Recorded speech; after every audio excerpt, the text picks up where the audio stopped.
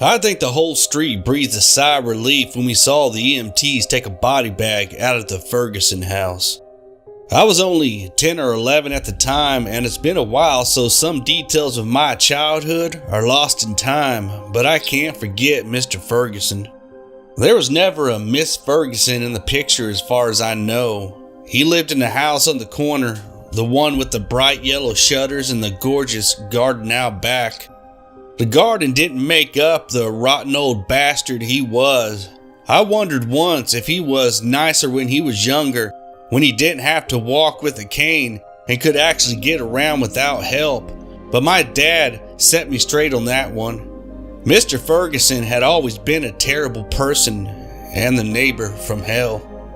All day long, Mr. Ferguson would sit up on the front porch in his rocking chair, grasping onto his black cane as he stared out on the street. If someone walking their dog even got close to his yard, he'd start spewing threats about what he'd do if the dog took a shit on his lawn. If a kid even put a toe on his property, he'd get up from the chair and start shouting more terrible things. I learned my first cuss words from Mr. Ferguson. He didn't censor his language even among the smallest of ears. And he wasn't all talk. One of my friend's dogs wandered into the Ferguson yard, just sniffing around as beagles do, and Mr. Ferguson beat that dog bloody. The poor thing had anxiety for the rest of his life, and if he so much as passed the Ferguson house with the dog, it would lose its mind. Other than him, our neighborhood was a friendly place. Summers were full of cookouts and pool parties. Winters had secret Santa gift exchanges, and someone was always willing to help shovel out your driveway. You'd never be hard-pressed to find a babysitter on short notice. Odds are your friend had a teenage daughter willing to make a few bucks to make sure the kids were on bed in time. But not Mr. Ferguson. People did try to bring him in on the fun sometimes. He'd scoff and tell them to leave him alone in no uncertain terms. Mom said he just wanted to be miserable. I didn't understand how someone could want that, and well, I still don't. One hot summer morning though, his caretaker came in to do a check and found him in his garden, dead as a doornail. Probably a stroke or a heart attack. My mom made us go to the funeral. I don't know why. She probably hated Mr. Ferguson the most, and we were like one of the 5 people that went. One of those people was a priest. At least it was short. The priest just said a few words about how we should treasure our lives and be good to others, and then Mr. Ferguson was chucked into the ground. That was that. Or so I thought. The accident started happening just a week later. I was at my friend Michael's house as we were playing board games when we heard the crash. It was so loud it shook the house, and Michael dropped his soda. Root beer spilled onto the carpet as we tried to figure out what that sound was for a second. Then we heard his dad screaming bloody murder. Forgetting completely about the spilled soda, we ran out to the garage where he'd been working on changing the oil in the car. Michael's dad was pinned by the car against the garage door, face white as a sheet as his head lolled to the side. I saw blood splattered against the off-gray color of the metal, and I puked while Michael ran inside to call 911. It was luck that he survived. He never walked again, and health issues plagued him for the rest of his life. But for a guy crushed by a car, that's probably best case scenario. It was an accident, sure, but a weird one. The car just suddenly launched forward as Michael's dad stood in front of it. But there was no one in the garage with him. So yeah, it was just an accident. But accidents started happening more and more often. The next one was at the final pool party of the season. We were all at the Benson house because they just gotten a brand new hot tub. There was probably like 12 kids running around. The sun was shining, the barbecue was sizzling. I had just gotten out of the pool to grab a lemonade and was chatting with Annie when I heard the pop. Miss Benson and her friends had been relaxing in the hot tub, making jokes and laughing until the pop. Their bodies went rigid before they began rapidly jerking about and twitching. Mr. Benson shouted if she was all right, and I heard this gurgled yell before Miss Benson went under. The kids scampered out of the pool, and I smelled something burning before I realized that the hot tub was on fire.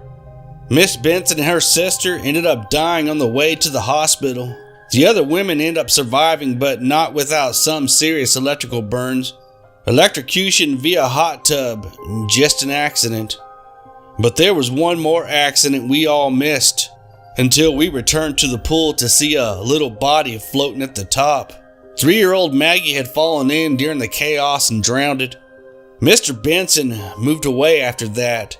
Losing both his wife and his youngest child in that house just killed something inside of him. But after he moved away, we all saw it happen. His backyard became overgrown by plants. Not over a few weeks, like what happened when a house is uninhabited and there's no one to mow the lawn.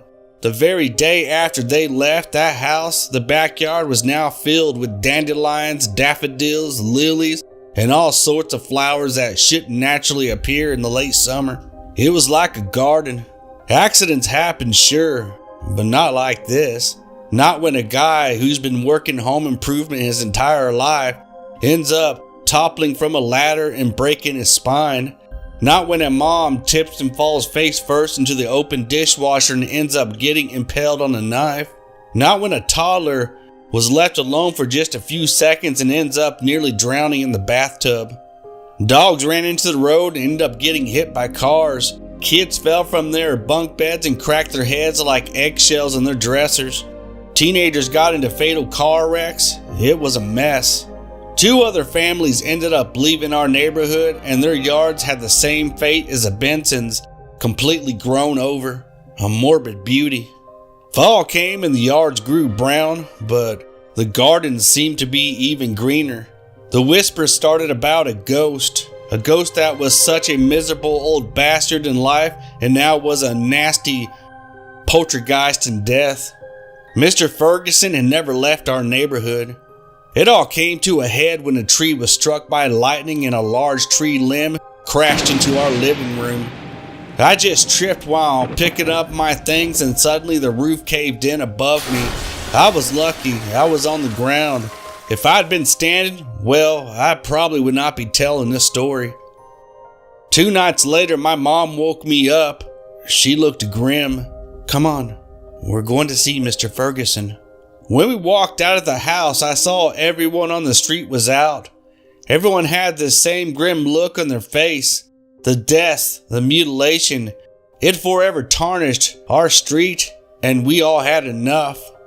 We walked down the street. I saw several guys walking to Mr. Ferguson's house with mallets and chainsaws, but we kept going with a few of the others. I saw that several of the adults were carrying shovels and containers of lighter fluid. We walked into the graveyard and my mom led them right to Mr. Ferguson's grave. She took a deep breath. "Start digging." It was a frantic endeavors of people who believed they were cursed. Dirt flew in the air and nearly pelted me in the head a few times. I hid behind my mom, who just stood there stone-faced. Even now the accidents weren't over. A man tripped in the hole and his leg snapped like a twig. He wailed as he was dragged away by a few others before they got right back to the digging. Someone else got smacked in the face with the shovel and blood coursed down the face from his nose as he just kept on digging. Finally, the coffin was reached. The lid cracked open. Mr. Ferguson's body laid inside. He didn't even look dead. It was like he was just taking a nap. Then they started pouring the lighter fluid in. It covered the corpse's skin, his clothes. They probably added more than necessary. My mom struck the match and threw it in, shielding me from the sudden burst of flames. Now, I didn't get to see the body, but I swore I heard that old man's yelling as his body burned. It was over after all that. The gardens were all dead by morning. The accident stopped. And although we just lost so many of our friends over the past year, we recovered. New neighbors moved in. We welcomed them into our fold. One or two asked about the property on the corner, the one that looked like a tornado hit it, and we just say it was vandals, and they stopped asking. We never talked about what we did to Mr. Ferguson's body, and soon we just stopped thinking about it. I grew up on that street. Even now, I only live a few blocks away. And for so long, I wondered why our family was practically the only one untouched by the tragedy. We never got hurt. Even when the tree branch came crashing into our living room, I think I found the answer. You see, my mom passed away a few months ago from breast cancer, and I've been going through her things. She's always been such a good, kind woman, and it was a great seeing pictures of her helping plant the gardens behind the church and teaching at the local school. But in the bottom of the box, hidden under dozens of other albums, was a picture from when she married my dad. Unlike the family picture with the groom, all it was my mom and an older man. I didn't recognize him until I flipped the picture over. On the back was written, Pauline Walters, P. Ferguson, and the father of the bride. I would like to give a special thanks to the Odd Cat Lady, who's the author of this amazing story. You can visit her on her website, theoddcatlady.com. The website URL will be in the description below. I also like to give a shout out to all the amazing Creepypasta authors who make these narrations possible. Until next time, good night.